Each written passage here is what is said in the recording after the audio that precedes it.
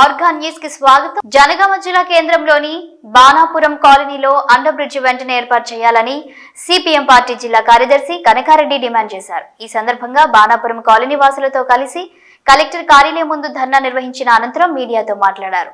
నూతనంగా చేపట్టిన bypass highway road నిర్మాణ పనుల్లో భాగంగా బాణాపురం ఎసిరెడ్డి నగర్ కాలనీల వద్ద అండర్ బ్రిడ్జి నిర్మాణం చేపట్టకపోతే ప్రజలు తీవ్రమైన ఇబ్బందులు పడే అవకాశం ఉందన్నారు. కావున నేషనల్ హైవే అథారిటీ అధికారులు స్పందించి వెంటనే అండర్ బ్రిడ్జ్ ఏర్పాటు చేసే విధంగా చర్యలు తీసుకోవాలని విజ్ఞప్తి చేశారు.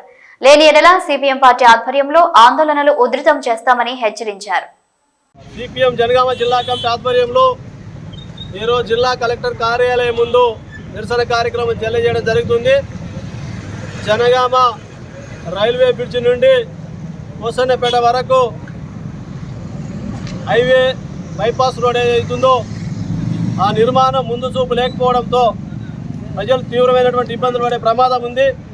దీనికి సంబంధించి బాణాపురం కాలనీ కానీ, ఇందిరమ్మ పేస్టు కాలనీ కానీ, అదే సందర్భంగా Esireddy Nagar double bedroom colony, 3వ విడత ఇందిరమ్మ కాలనీ, ఎల్లంల, పెంబర్తి, సిద్దంకి, పెదరామచెర్ల, చౌదరిపల్లి, పోసన్నపేట, శ్రీనివాసపురం ఇట్లా దాదాపు అన్ని గ్రామాలను కలుపుతూ ఉన్నటువంటి బీటీ రోడ్డు ఉన్నది. ఈ బీటీ రోడ్డు అనుసంధానంగా మరి పసరమర్ల స్టేజ్ నుండి మరి పెంబర్తి వరకు ఉన్నటువంటి NH హైవే వరకు బైపాస్ రోడ్ నిర్మాణం జరుగుతుంది.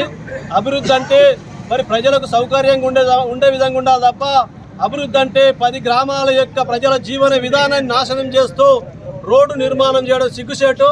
అందులో జనగామ జిల్లా ఇంజనీరింగ్ అధికారులు ఎవరైతున్నారో వాళ్ళు చాలా దుర్మార్గంగా జనగామ జిల్లాను, జనగామ ప్రజల్ని అంధకారం చేసే విధంగా వివరిస్తున్నారు.